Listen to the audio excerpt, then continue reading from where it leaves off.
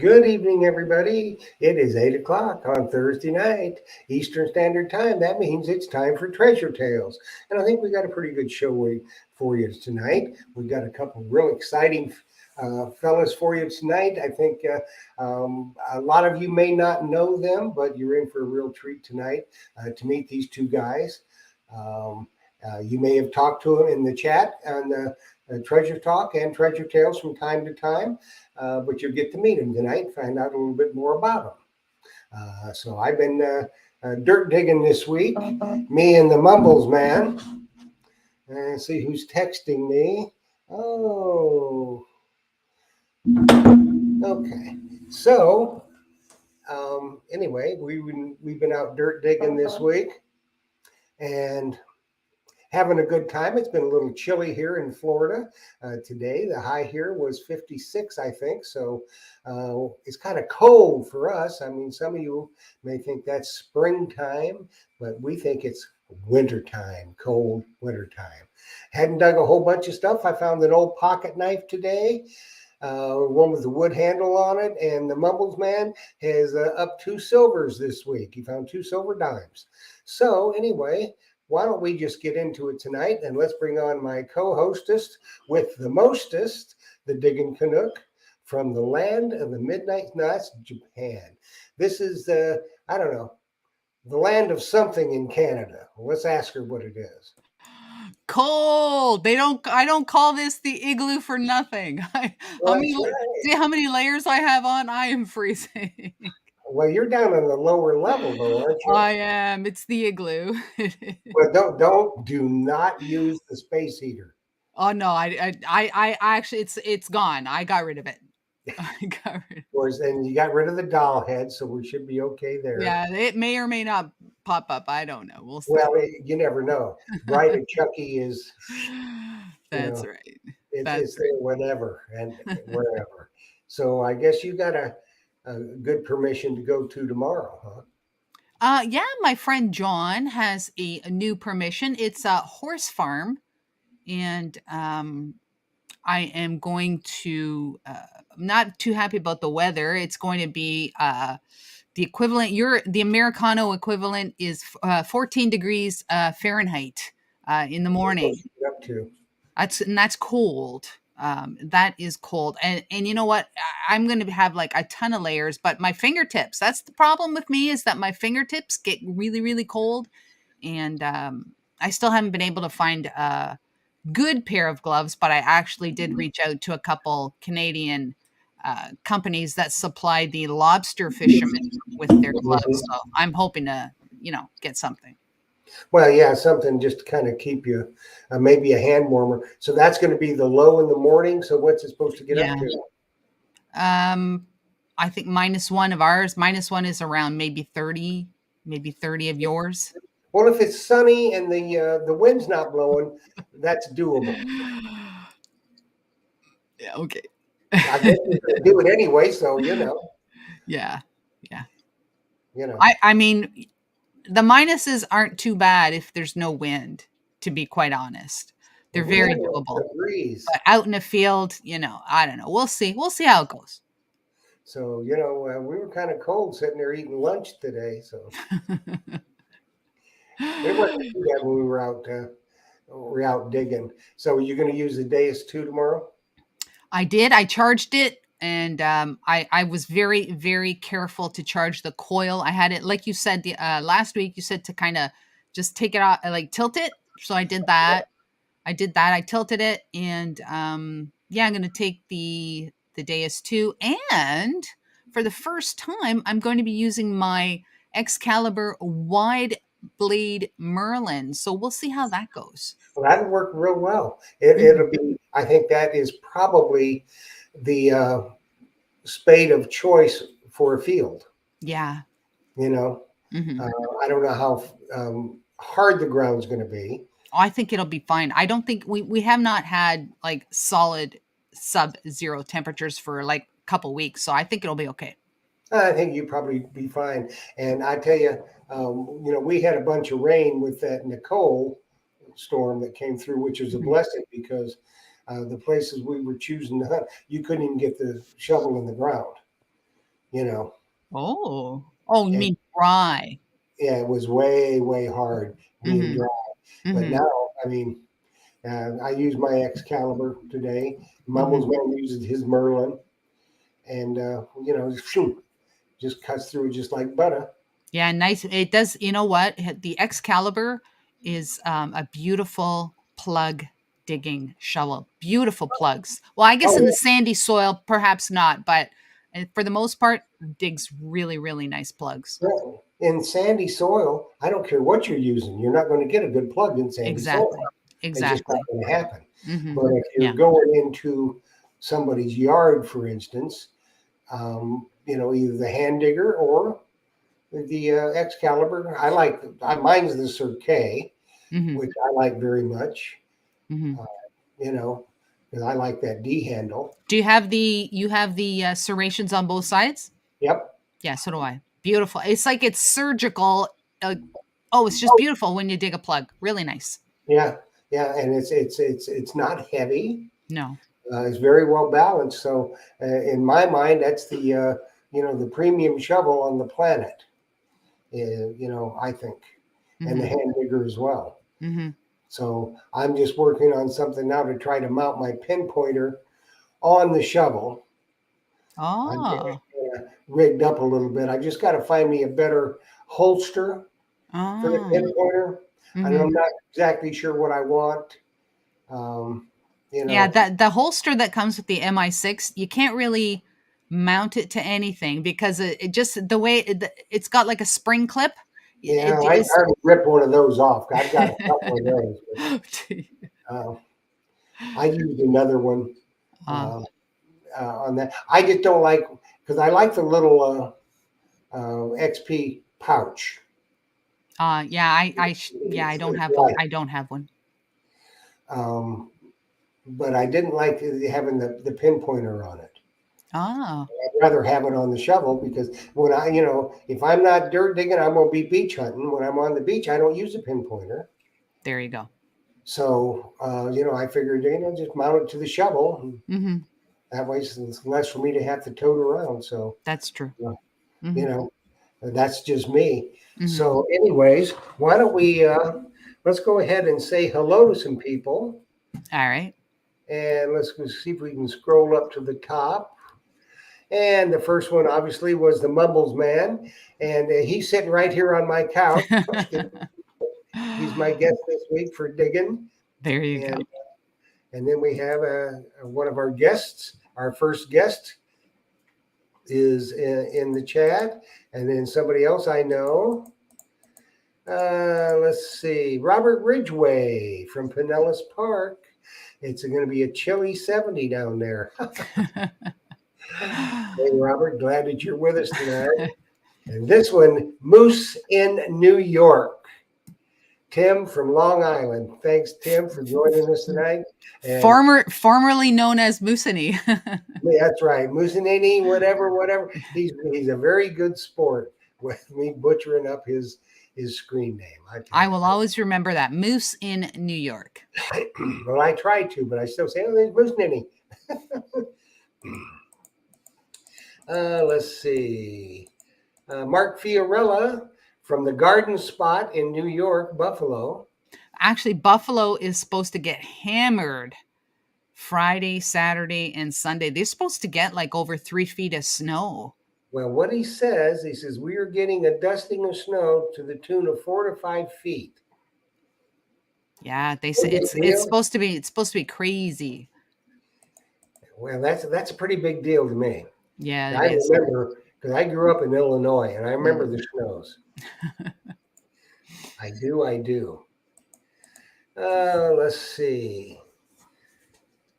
As Robert Ridgway said, hi Liz, you may be used to cold weather up in Canada. As for me down here, anything less than 70 sucks. Yeah, I'll take 70. I knew you would. I don't know why I knew that, but I just Looter 8, glad that you're here tonight. That's a talented duo, isn't it? Yeah, I was actually supposed to go bottle digging with them on Saturday, but I have just been crazy swamped with dealing with my mom that I Well, you know what? Your mama needs you, and you're a good daughter, Yeah. and mamas come first. You know, Yeah. bottles will be there. Uh, Mamas come first. Yeah. Yeah. So you tell your mama that everybody down here in chilly Florida is praying for Thank you. her. Let's see who else. Detecting Youngstown 330. Hello, glad that you were with us tonight. And let's see, Practical Ken. Hey, Ken, how are you? Glad that you joined us tonight. Oh, let's see. I think my brother from another mother, the guru, is in Mm-hmm. the house. Yes, he is. Jocelyn has the heat on 73 in the house, and she's cold. Well, Phil, warm her up. Get her some wine. See? Put a blanket on her. Get her some wine. Put a blanket on her. Get an electric blanket and crank it up, dude. Let's see. Drum Detect. Hey, Joel. Drum, glad that you're here. Mm-hmm. Adele is here. Ah, yes, Adele, the beautiful Adele. I'm expecting something from her soon. Mm-hmm. I did a little commission with her. Mm-hmm. Lenny Levesque is Yeah, here. I tried. I was going to leave that one to you anyway. I figured you were. That's why I said it. uh, Mark Watrous. Hey, Mark, how are you? Glad that you're with us tonight. 717, a detector. Orlando. And let's see who else. Hey, Joel says he uses his Garrett holder for his MI6. That would probably work. I think the one that I used an odd one that I had, and I'm not sure what it was. It might have been an old Mind Lab one. Oh, okay. Mm-hmm. Is a little longer and a little more flexible. Mm-hmm. Like the one that from XP is just you can't use it. Yeah, If you're and you going know to what? I don't think it's very secure at all when you hook it onto your belt because it like there's a it turns, yeah. and I don't I honestly I have no I can't use it. I can't use it. Do you have a daniard for it? I do have a dander. I'm like Joel. I use my Garrett one for my MI6 with my danyard. I don't like the XP one. I don't. You don't like the MI6? No, I love the MI6. I don't like the holder for it. Oh yeah, well I don't blame you there. I don't like it. I'm not a real It's big a little fan of. sketchy. Yeah, I don't care that much for it. Yeah. And we got Head Hacker Coin Slayer in the house. Oh, So I I'm didn't going to see it. figure out something for that. I'll send you some pictures. All right. Grammar Time is in the house. Let's see. We call him Cadbury because he was with England with the Mumbles Man and myself. Oh, He ate every night. He ate Cadbury chocolate, so we call him the that's not a Cadbury. bad thing. Well, That's not no, a bad thing. no, but, and he definitely had a stash. Southern Relics. Nice of you to join us tonight. Did you say make it work? No, did I miss one? Make it work is here. I didn't even see it. Huh. Well, that's not unusual for me to miss something. What about you take the next one there, Liz? I think she froze. Allie? Jimmy? Who? No. Jimmy Barube Levesque. I'm not seeing that. And it's just so everybody knows that there's sometimes we do miss people coming in and out of the chat, and it's not intentional. I don't see Mr. Barube on mine. Well, he was there. I So I figured I better try to do it. And hey, I guess I didn't mess it up too bad. no. I hope. I think it was Berube. It had that little thing on it. I think it was. Let's see. Las Vegas Urban Treasure Hunter. Good evening to you, and thanks for joining us tonight. And let's see. Paul There's B. Make It Work. I see it now.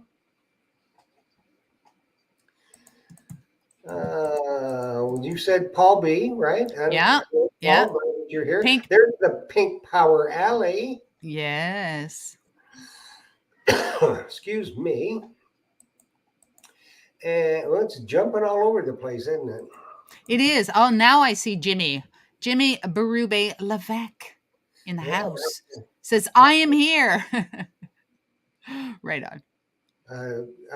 Allie says she uses the TRX holder for MI6. I'm not familiar with that holder. That's from White's, I think. Okay. I need one that's a little more, a lot of them have the back of them Yes. is stiff. Yes. I need one that kind of maybe mold a little bit, but and then it's kind of hard to get the pinpoint. I don't know. I'll get it worked out somehow. You might think of one of those 3D printed things to hold your pinpointer that just clips onto your shovel, and you just like do a one screw on it, and it's. Yeah, I saw you might think of that. Detector doodads. I don't know if that's something that I want or not. I don't know how secure I feel with it, and I really don't want to use a lanyard on it because that just gets in the way there. Ah, you don't. Okay. Not on the shovel, I don't think. Okay. But I don't know. I'm experimenting around with it.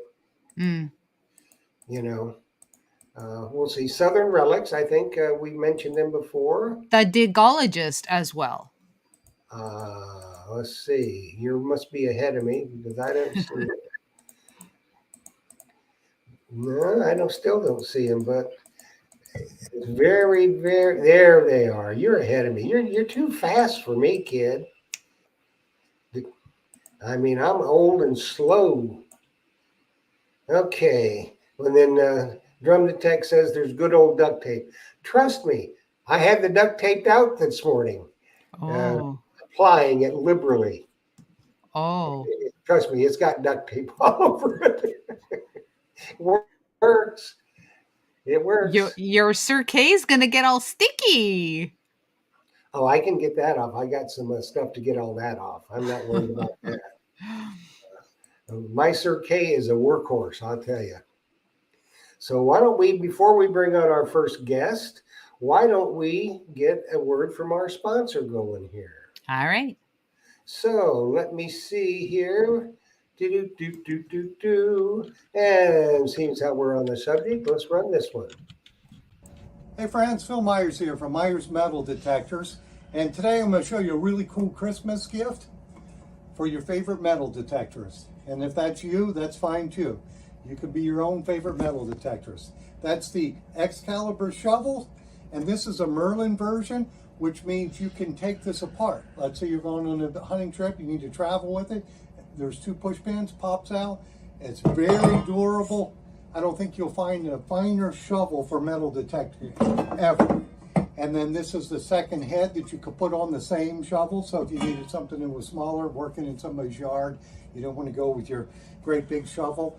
That is an awesome tool for metal detecting. Also, check out the Excalibur digger. It's none finer here. And then I had a good friend of mine who's an excellent leather worker, make some sheaths for him. This package is available on my website, myersdepot.com, or on eBay. I have it, Metal Detector Guru on eBay. So check them out, come in the shop, or purchase it online. Phil Myers for Myers Metal Detectors, 813-237-1939. Happy hunting and dig deeper. There we are. And if you have a favorite color, favorite sports team, or something like that, you can get the Merlin and the digger matching colors. How nice is that? Right. That's right. And if you have a YouTube channel, you just let them know And or if you're ordering, let's say you want to order it through Phil, which is a good thing to do. You let Phil know, and he can special order it, and it's not going to take but maybe a day or so longer, and have your name engraved on the shovel, which is always good because they are coveted. Trust me. And if you're out at a big hunt sometime, and you better keep your eye on it because people will light finger that shovel once they see it. Yeah, if your name is on there, no can do. That's right. They might light finger it, but you can hide it back. Exactly. So it's always a good idea. So, anyways, shall we bring on our first guest of the evening? All right. Would you like to do the honors, or would you like me to? I'll defer to you. Okay. This young man is an outstanding detectorist, just a wonderful all-around fella.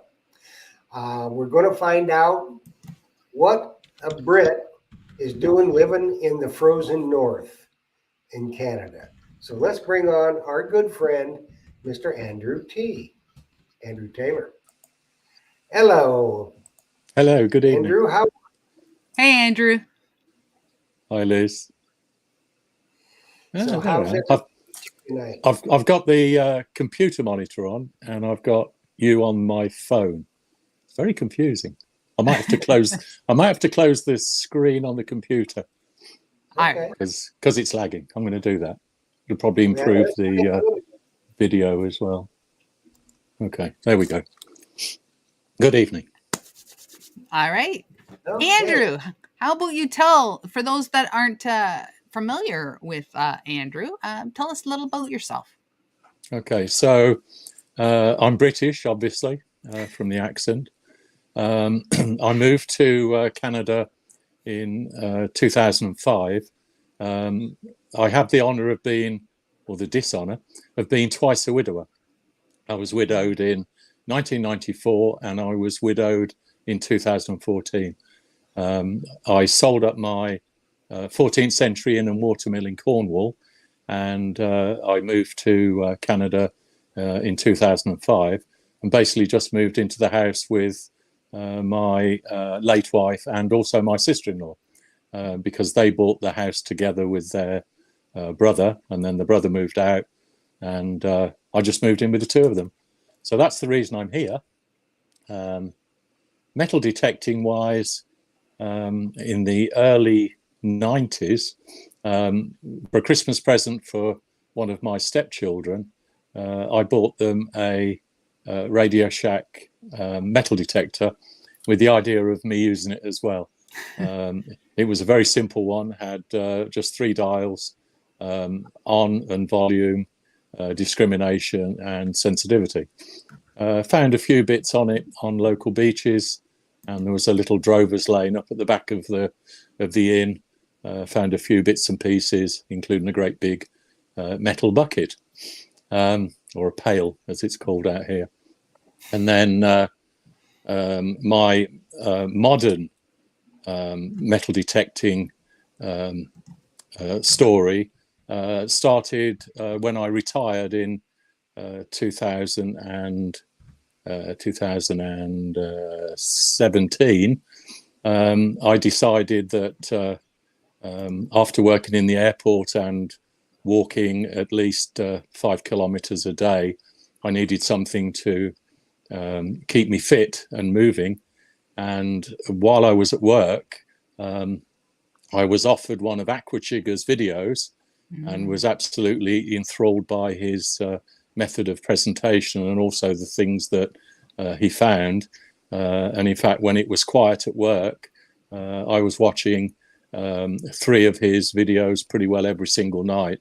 So I can actually say that Aquachigger, Bo we met, actually taught me to metal detect.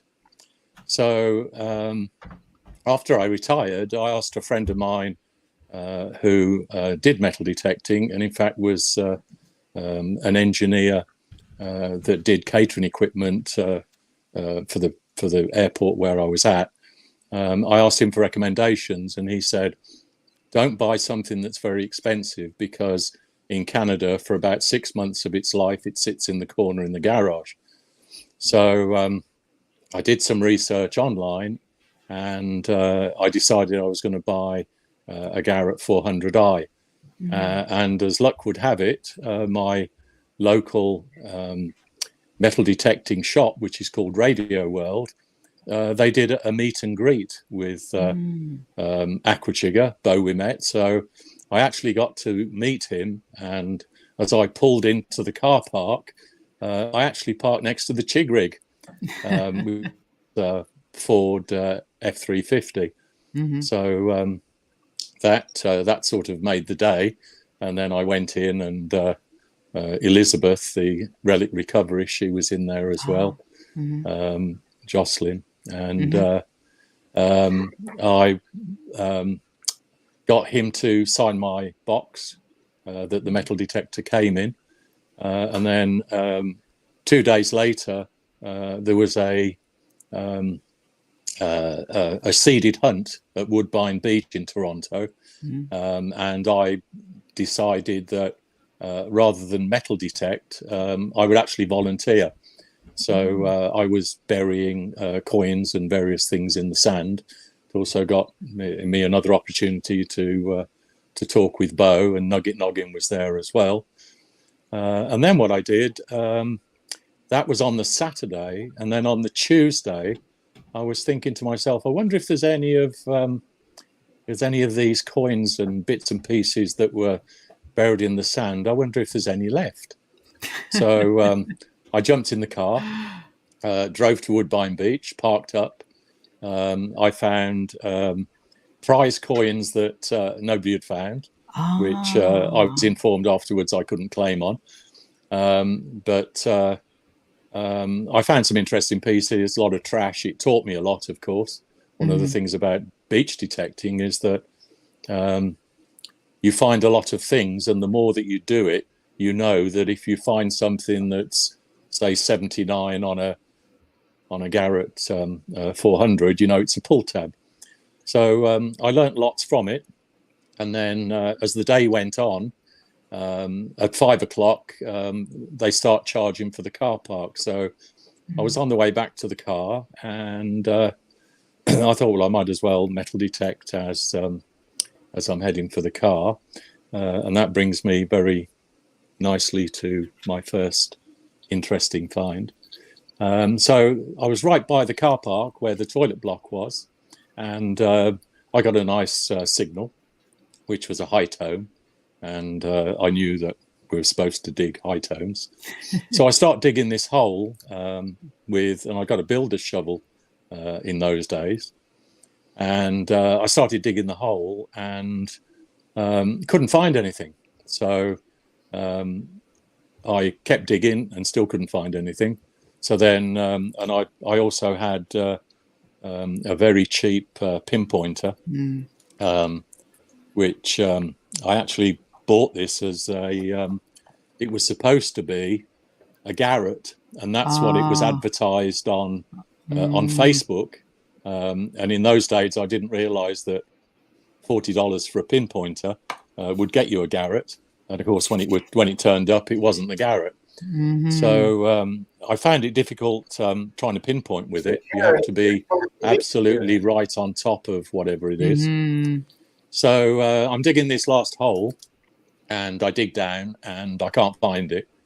So then I start filling the hole back in, and then I thought, no, there's something there. I'm going to find it.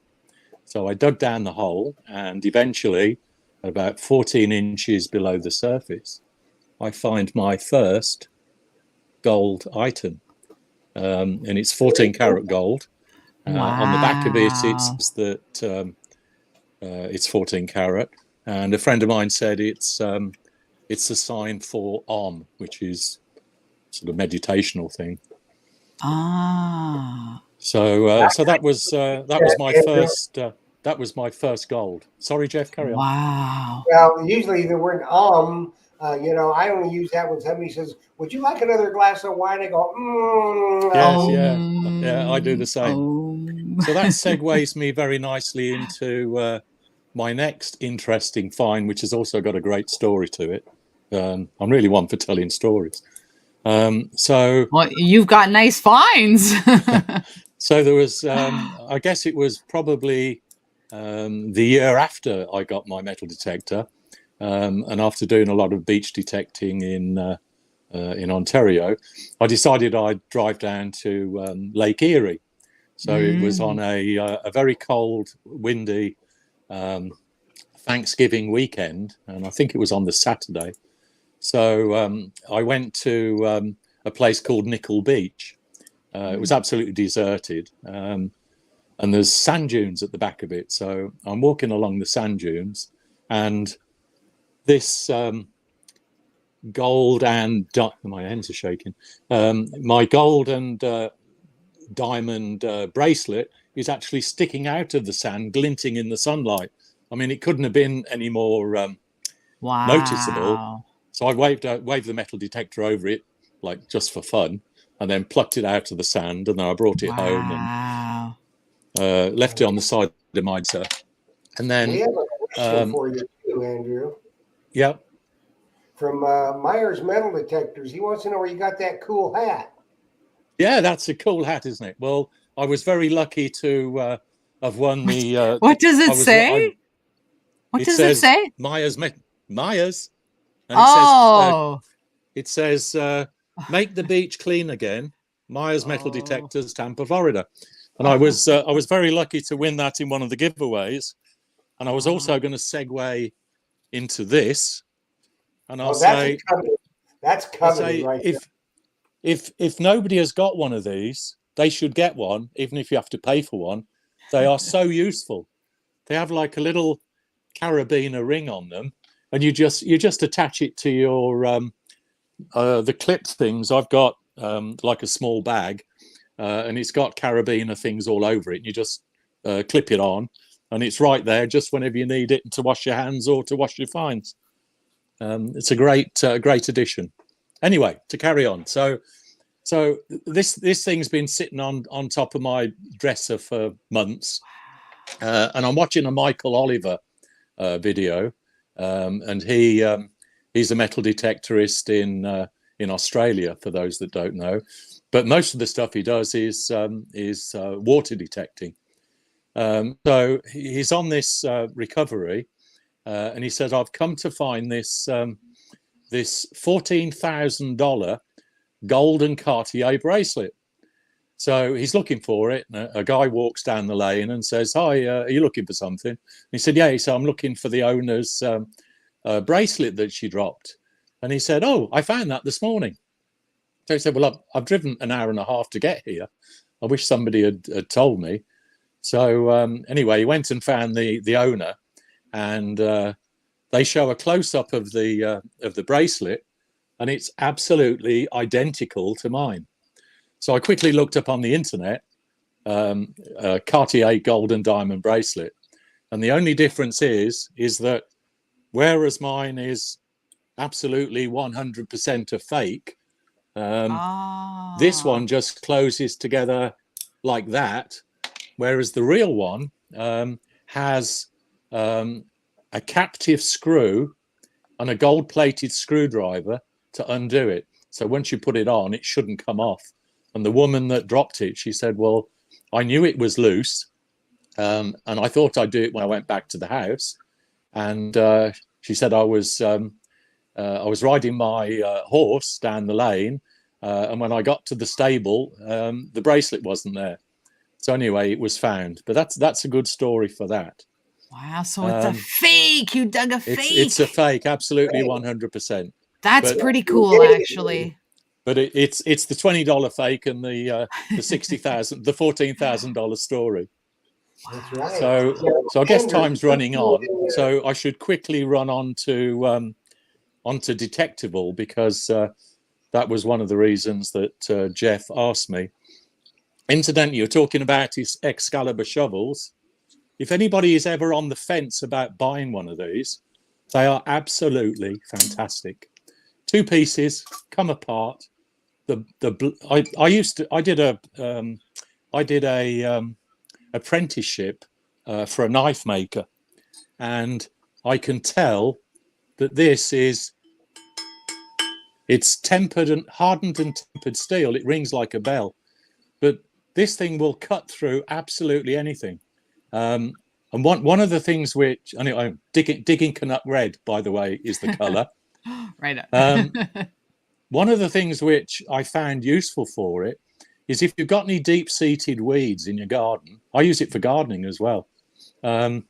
This thing will cut out thistles and also any deep-rooted weeds, basically. But it's just fantastic. It's so pleasant to use. And the first time I took it down to the beach, I wanted to try the serrations out. So I actually sawed through some roots that were sticking out of the beach. The only thing I find when I went to Detectable, this is great for cutting plugs, but I want to get the wide one, the wide blade, which will fit onto my handle, because I think it'll be easier on the beach. And I know that Liz said in the green room, I wonder why Andrew uses a shovel, and I guess instead of a scoop. Well, the reason is that I've never had a scoop, and they're pretty expensive. And I've always used a builder's shovel, and I've used that on the beach, the Merlin, and it does work, but it doesn't remove a great deal of soil. So I think with the using the wide blade with it, I think it'll work a treat.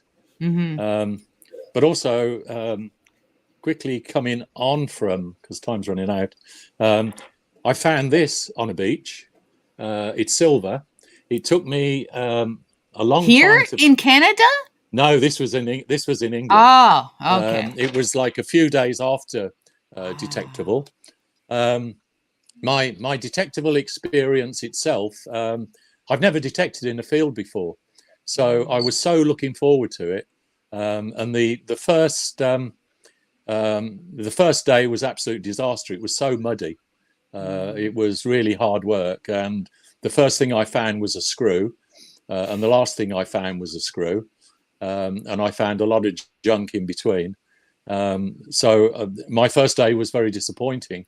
That was until I got back to the area where the big marquee was and where raffles and things were. And when the raffle was being done, Dilek was there from Nocta Macro, or Nocta as they're called now. So I thought, well, this is a good opportunity to go and say hello. So after she'd done all of the presentations of all of the prizes, because they were the main sponsor, I rushed over to the side of the stage and caught her just as she was leaving the marquee. And I tapped her on the shoulder and said, "Oh, Dilek." And she looked, and I said, "Can I just say hello?" And she looked at me like a deer in headlights. And I said, "I'm a big fan of Nocta, and I said, a big fan of you because I see you on Tresure Talk in the United States." And she said, "Oh yeah." I said, "Well, you know Jeff Moen?" And she said, "Oh yeah, of course I do." I said, "Well, I'm just a fan. I don't want to keep you, but I just wanted to say hello." And she said, "Oh, thank you, and thank you for the kind words." And then off she went. And then straight on from that, I was drinking a pint, and I happened to overhear somebody saying that Chris from Addicted to Bleeps was there. Well, he is also one of my very, very big. I'm a big fan of his. Love his presentation, and he finds some great stuff. And he does other types of things. He does exploring as well. So I went and saw him, and I said, "Oh, Chris, I just wanted to say hello." I said, "You probably haven't got a clue who I am, but I identify a lot of the things which you find." And he said, "Oh, what's your name?" So I said, "Well, my YouTube name is Andrew T." And he said, "I know you. You're the guy that is nearly always in my comments, and you're the guy that identifies all my stuff." I said, "Yeah, that's me." So I spoke with him for probably over an hour. And then another guy, Cy Fines, he also turns up. So I got to see him as well. He's a famous mudlarker. So anyway, so day 2 of Detectable was a lot better. The ground was better. I found an ice field that was a little bit sandy and a little bit stony. I didn't find anything that was really of note, but I found a lot of things which I've never found before. So I found this, which looks like an old door stud off a very old door. And after I found that, I was told that there was a medieval building by it. So then I also found a rose head nail, which I've never found before, and I'm sure that people aren't particularly interested in rose head nails. I also found a seed bag seal, which is marked J.K. King, Seed Merchant, Haverhill, which was close to where I was. I found a pipe stem, and I've never found one of those before. I found a very old tack debuttle. Never found one of those before. I found this, which at first I thought I'd found a spearhead because it was exactly the right shape, but it's only got an edge just there. So it's probably a chip, but I kept that. And then whenever I go detecting, I always find nice stones and I bring them home and I put them in a corner of the garden. And then my best find of all, which also there's a little story to it, is an 1888 Queen Victoria penny. Beautiful patina on it. When it came up, every single thing on it was readable. And I'm back at the hotel and I've got it in the sink with a toothbrush. And Aquachigga, Bo we met, is in my ear saying, you shouldn't wash coins, leave them in the condition that they come out of the ground because it shows the definition better. And goodness gracious me, he's absolutely correct. The only way you can see the detail on it now is to use a magnifying glass. But when I pulled it up and rubbed it, you could see all of the writing and the picture of Queen Victoria, which is called the young bunhead Queen Victoria. Lesson learned. Yes. Lesson learned. So anyway, it's 8:43. I expect you want to throw me off and get Mr. Ghrammer on. And yeah, we got one question for you, Andrew T. Yeah, sure. Yeah, carry on. Our Alley treasure hunter. She wants to know if you did any mud locking while in the UK. No, I'm not big into mud. And after the first day in Detectable, I actually had, I was going to take Wellington boots and I thought, no, the weather's going to be fine and I'm going to be fine. And I've got a pair of walking boots. But my walking boots had 2 inches of mud all the way around them. And every now and again you had to stop and kick the mud off. It was really hard work. So no mudlarking. I don't like mud. But you had fun and you had some good finds. Absolutely. Very interesting stories to treasure for the rest of the days. And we certainly enjoyed them. I think everybody did. And so, Andrew, we thank you so much for coming on with us tonight. We'll get you back soon. Find out absolute pleasure and everything that goes on. Okay. Cheers. All right. Thank you, Andrew. Thanks. All right. Thanks, Liz. All right. Bye-bye. Bye. Interesting fella. Very interesting fella. Mm-hmm. He's always been just a real fan of the show. And yes. I think it was his, well, from what he told me, it was the highlight of his Detective All trip to meet Dillick. Oh, yeah. Sounded like it. Yeah. So why don't we do this? Why don't we have another word from our sponsor, and then we will bring on our next guest. Okay. Mr. Cadbury. Hey friends, Phil Myers here from Myers Metal Detectors. And it's not too soon, is it, for Christmas? I know it's not even Thanksgiving yet, but all the manufacturers are rolling in their specials. Last week we talked about the Coil Tech specials that they throw in with their coils. And this week, I just wanted to show you one I just got today with the MindLab Equinox 800. They're going to throw in an 8-inch coil. So it's an excellent coil that's normally $179. So excellent value thrown in for Christmas. So if you have any questions on metal detectors and metal detecting equipment, just feel free to give me a call, because a lot of these specials take a little while to get onto my website. And of course, my wife is in the background whispering. You probably hear this. We include our free calendar with all the purchases, and you're just going to love the shop. So if you can come in the store, check us out, do that. If not, give me a call on the phone. And we also have books. These are Terry Shannon's books, and he's going to be on our Facebook Live feed probably next week. So give me a call, 813-237-1939. My website is MyersDepot.com. Boy, I have so many different websites. It's kind of hard to keep them all straight. And of course, on eBay, we're Metal Detector Guru. So check us out. Happy hunting and dig deeper. Jeff, I just want to say that in that commercial when Jocelyn whispered, because I have the headphones, I honestly thought that the doll head was behind me. Brian and I Chucky, quickly, I had to look thought back. it was going to come out. Yeah, I can understand that. Yes, that Oh would my be good. goodness. That would be good. You know, I love Phil to death, but it's not an Oh. 8-inch coil; it's a 6-inch coil. Oh my So, goodness. anyways, that was good. That was good. We had Mark Henniger join us tonight from Toledo, Ohio. So glad that you're with us tonight. Hey, Mark. We've got a great guest coming up. He's a good friend of mine. So let's just bring him on. It's Ghrammer time right here. Mr. Cadbury. Hey, Jeffro. What's going on, dude? Hi, Liz. How are you? I'm good, Dan. How are you? I'm great. I could listen to Andrew all night. Yeah, it sounded to me, from what he told me, that the highlight of his trip to Detective Hall was meeting Dillick. Yeah, she is a treat. Yeah, she is. Everybody loves Dillick. Yeah. So why don't you introduce yourself to everybody, Danny, and tell them a little bit about you.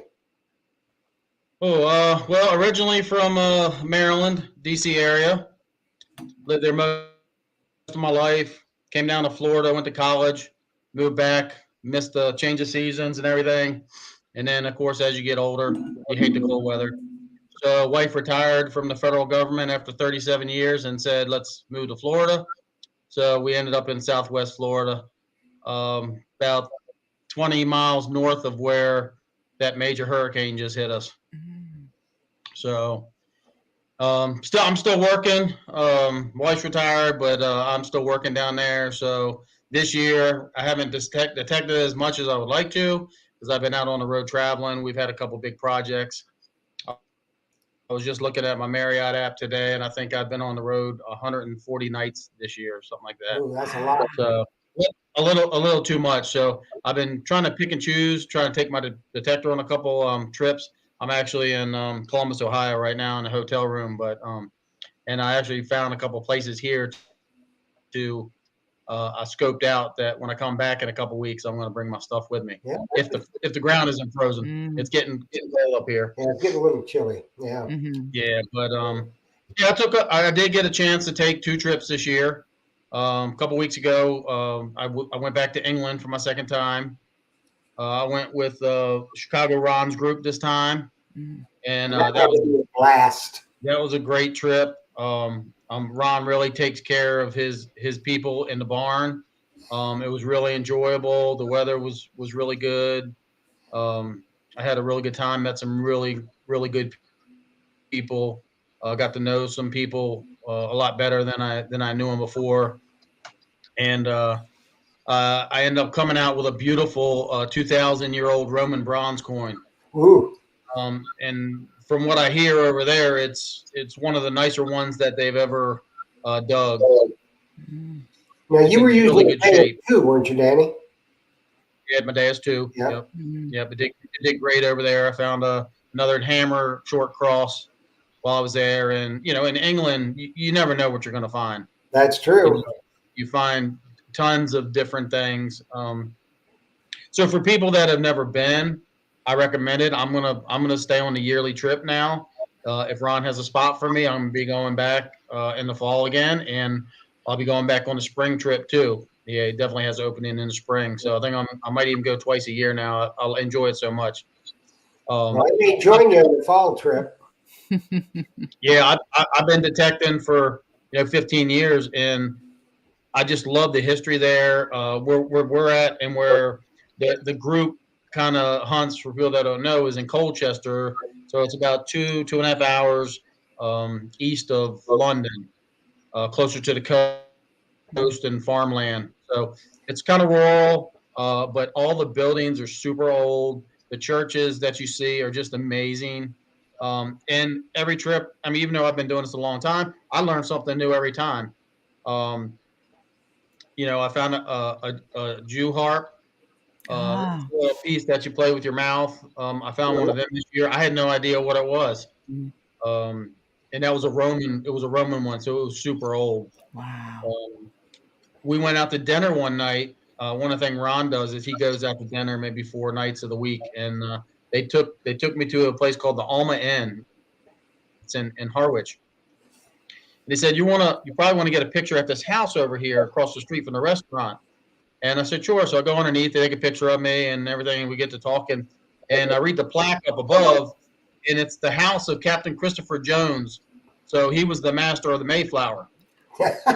Wow. It is amazing. Apparently, yeah. So you don't think anything of it there, but the history's everywhere. Yeah. So right there in the little harbor where the restaurant is in Harwich is where they made the Mayflower.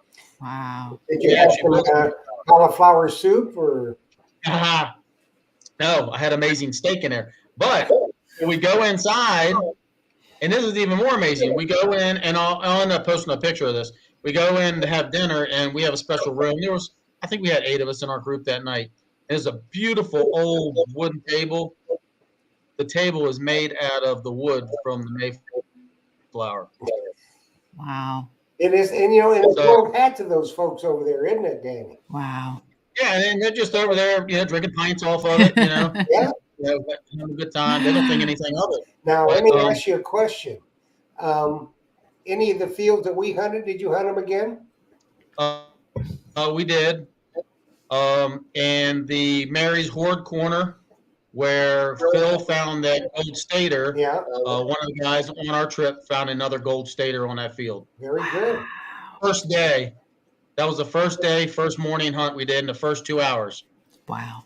That made his trip right there, wasn't it? That was the only gold coin they found until the last day.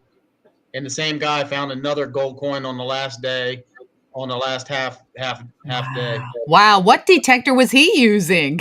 He also had the Deus too, but you couldn't miss that signal. The signals he let me go over it with where it was, and you could have been using that Radio Shack machine. You would have picked it. I mean, you would have picked up the signal, but he was in the right place, right time, right place. Yeah. You never know. Yeah. There was footprints around. Somebody probably missed it, but and he's not a gritter. He's a I walk this way. He's a wanderer, and he's a damn good detectorist. That's Gypsy Mike, if y'all know him by the techie name. He had a great hunt, 2 gold coins in 10 days. Yeah, he had a great time. Well, it's the same thing, Danny. You remember when Phil found his gold stater, what he did, he got a signal and he kicked over the clod, and there it was on the surface. Yep. Some of these deep plows, you never know. You walk along, you find medieval buttons just laying on the surface sometimes. So, some of the hunting there depends on the plow cycle. Have they freshly plowed it? Of course, some of them great fields we didn't get to hunt when we were there, Jeff. Yeah. We didn't get to hunt them again. The Marini Onion Field that everyone talks about, that's no longer in the rotation, so we don't have they don't have rights to that anymore. So, but some of the other fields,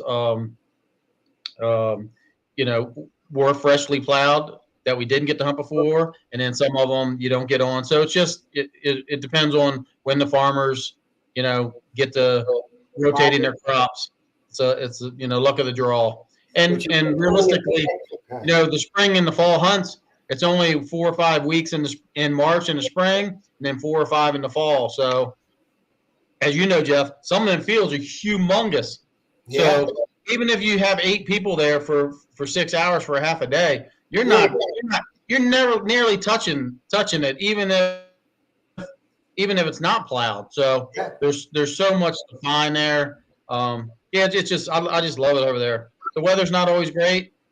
Like Andrew said, we had it in the rain a couple days, and I learned that you take a plastic scraper from Home Depot, and that Mhm. works really well on your boots and on the bottom of your coil because the mud will pile up about that thick on the bottom of your coil. Yeah. It's just sticky stuff, and no, to find it, you got to be in the field. So I gutted it out, and we had a good time.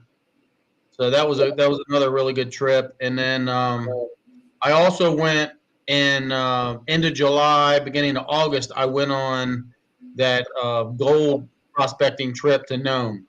Oh yeah, that's right. You did. Oh. With the Chuck Smalley trip he had, um, and there was a plethora of talent there. You had Chicago Ron was there, Ronnie DeGhetto from the Gold Digger, L Digger, another YouTube guy, Mm-hmm. Mark Hoover, Gary Penta, and then I think there was a couple goofballs I think named KG and Ringy were there. Yeah. So that was a good time. We had a good time. I mean, if you've never done it, it's neat. It's beautiful. It's very remote. The birds, the animals, and everything that you see, muskox all over the camp. They give you ATVs to ride around in to get around camp, and basically what it is, it's on Anvil Creek, which is the richest gold strike in the world, where they found more gold than anywhere, and they take the tailing piles and they bring bulldozers in to kind of flatten them out for you, the old tailing piles, and you get to detect there to find the big nuggets. And then there's also other options you can do. You can do some high banking or sluicing where they have piles of dirt. You can shovel in and sift it and pan and stuff. So there's lots of different things you can do there. They offer fishing. Some of the guys went fishing and caught. There's 3 or 4 or 5 species of salmon. Um, Halibut. yeah, just no, there wasn't halibut. There was uh, not sturgeon. One of the other ones from Canada area. I'll think of it in a minute, but it was another really big fish, a 45, 46 inch, fish. Mhm. Muskie? Uh, Muskie? no, it wasn't musky. I'll think of it. But yeah, they caught some of that, brought it back in, real white flaky fish. Ate it for dinner. Same kind of thing. They have a cabin there, and they prepare all your meals for you there every night, breakfast, lunch. It's really hard digging because it's all stone, right? It's all rock from the Mhm. tailing piles. So the digging in there, it's really tough. It's harder, a lot harder than the England digging in the dirt. But it was fun, enjoyable. I It's don't a know if I'll different go. kind of hunting, right? What's that? It's a different kind of metal detecting hunting. Yeah, yep. And some guys found some really nice nuggets. Yeah. I found a couple really small ones. Um, I didn't do any high banking or sluicing because I wanted to go big or go home. Find a big nugget. Last year, Massachusetts Mike found a really big nugget. A $60,000 nugget. Woo. So they are still there. They're in the tailing piles. They've been sitting around for 100 years. Yeah. Haven't been touched. So if nobody's done any trips like that, or like Andrew saying, detective ball, they're great. You meet great people. The detecting community in a whole is awesome. The people, are awesome. When you hear the big names like KG and Ringy or Chicago Ronald, they're all very approachable. They're normal people just like us. So if anybody has any questions for what they do or how they go about things or anything, they're really approachable. Just reach out to them online. I'm sure Liz is the same way. She's become a celebrity herself now. Oh, come on. Right. She is. And Yeah, people love her. Chicago Ron is just he's a fantastic fella. Yeah. He's really a nice guy. And people think that he's way up here, but when you're on that trip with him, he's out there digging in the dirt, or he Yeah. may be making you an egg sandwich. That's Oh, just yeah. the guy he is. And his Yep. wife Gretchen is just a fantastic lady. Yeah, I didn't know Ron very well before this, and Gretchen was on the trip with us also. and they're both super awesome people. So he's also now that he just retired from Chicago Fire Department, he's running some Aruba hunts also. That's what So he told me the other day. yeah, so he's getting into that. I think most of them are full this year. I think they're in March. On his website, he's got the openings, but he rents a place for a month, I believe, and then it's got 4 or 5 bedrooms. That's what he And told me, 4 bedrooms. So, Yep. and they're and it's all taken care of. They pick you up at the airport. You don't have to have a car. They know all the places to go eat. You can go detect in the morning at the beach, and if the wives don't want to detect, they can go shopping. There's no pressure to do anything. You can just hang out and have vacation if you want to go detect, and they do really well at the beach. So some people want to know the typical day, like say they're going to England over in the Colchester area where we were, and they're going with Chicago Ron. What's a day look like? typical day, get up at 6, you have breakfast at 7. There's it's not a made breakfast there. They have cereal, they have muffins and bagels and everything, anything you want. If you want, buy some eggs at the store and cook that yourself. Ron's not cooking the breakfasts for you. Then you get all that ready, and then you make your lunch there. You make your sandwiches. They provide the meats and the cheeses, peanut butter and jelly, or whatever you want. They don't have Concord grape there, so you have to bring that over. So I brought a couple bottles for the group this year. And you make your lunch there, and he packs it, puts everything in the van. Then we go out to the first spot. So usually at the first spot by 7:30, 7:45. You'll do a half a day there, depending on how you like it. Do you want to go somewhere else? They talk as a team. He looks at the places ahead of time because he's there for a month. Or this time he did, I think, 4 hunts of 10 days or 3. He was there for 3 10-day hunts with 3 different groups, 3 or 4. So he knows which farms are ready to go, which ones haven't been plowed yet.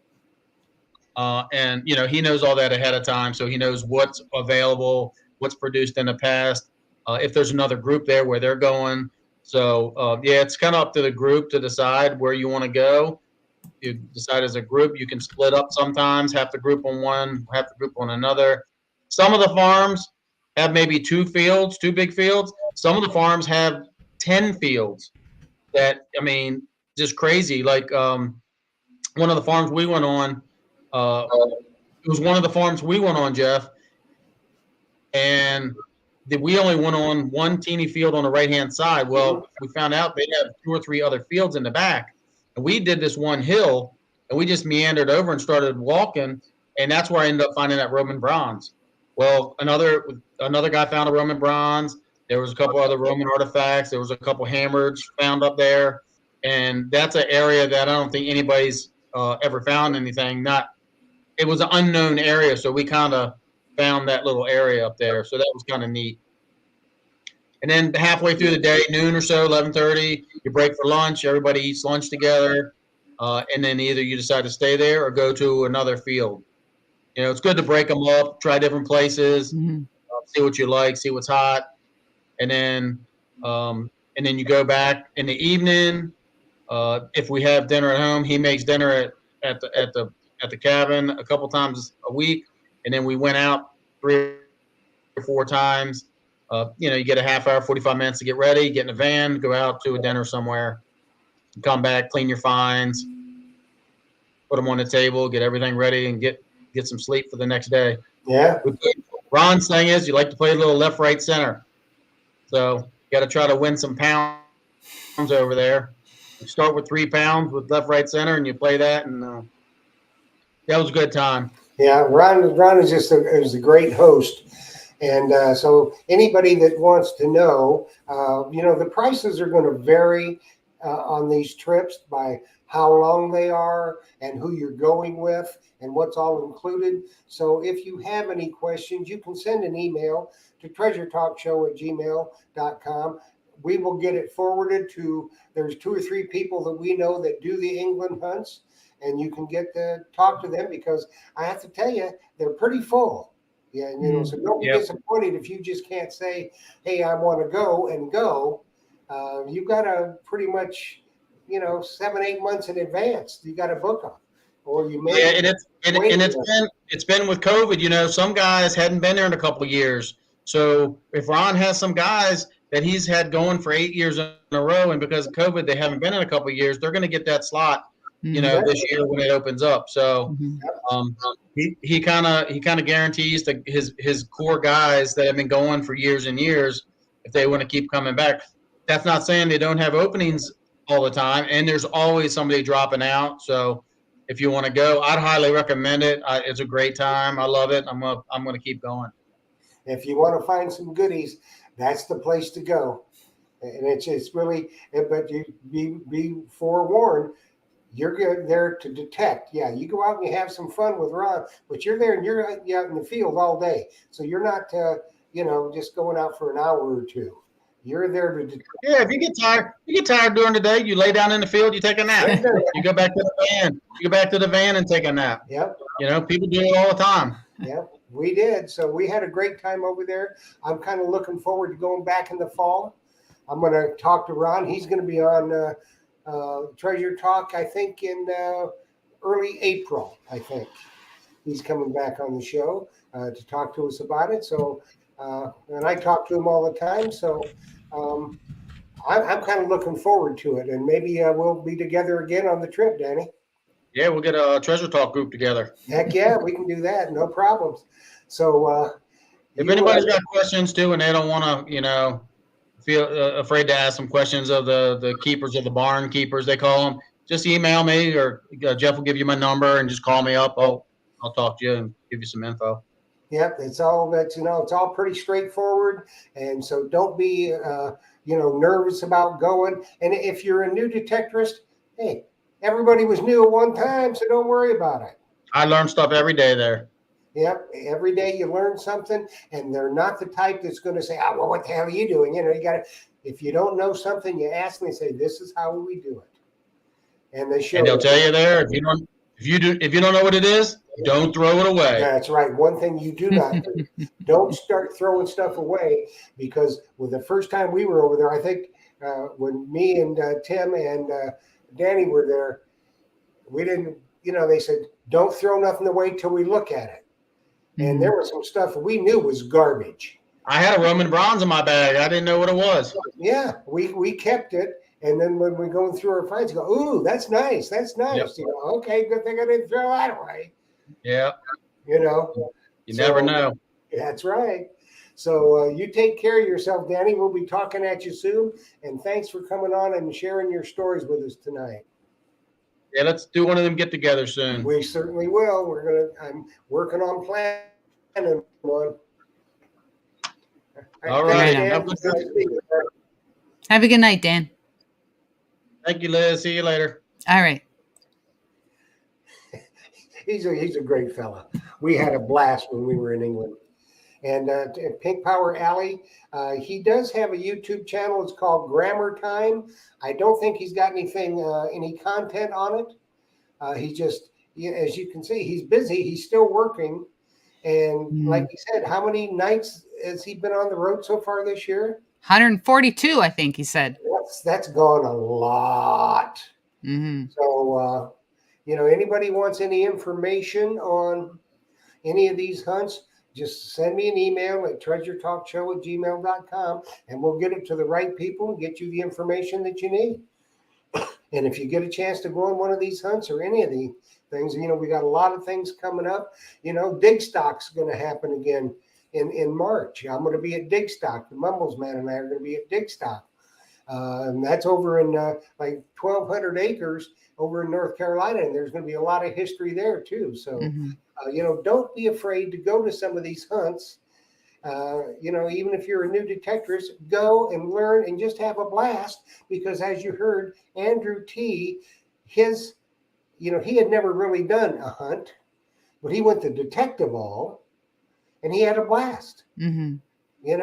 Yes. And you'll attest to that. You've been to these big hunts. Wonderful So, thing. But normally, people are going to these big hunts to meet you, but you know, it's just the way it is. You're a star.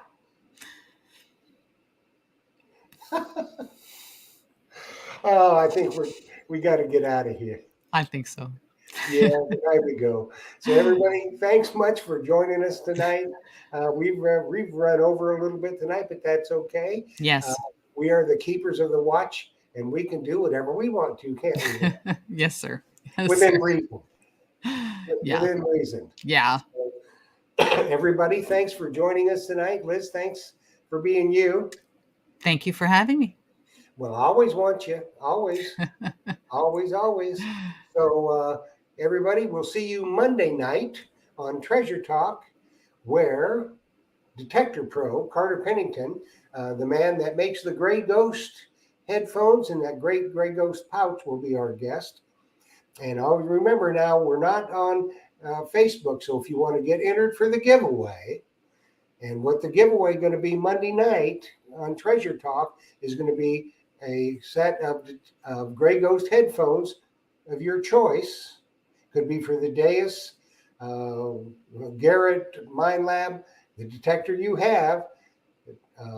Gray Ghost makes headphones for it, so you'll get a set of headphones of your choice. But you have to find the YouTube video. You have to be a member of Treasure Talk YouTube, and you have to be tuned in to win. So go find that video, get entered, and make sure you watch the show. You might win a set of headphones. I know people win stuff all the time, don't they, Liz? Yeah, right there. But she got a rum cup. I did. Thank you to Coil Tech, and thank you to Treasure Talk. Yes, Treasure Talk.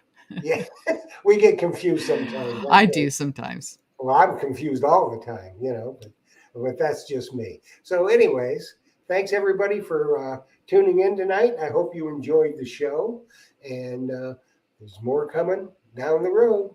So, happy hunting, everybody. Dig deeper, and thanks for watching. Good night, everybody.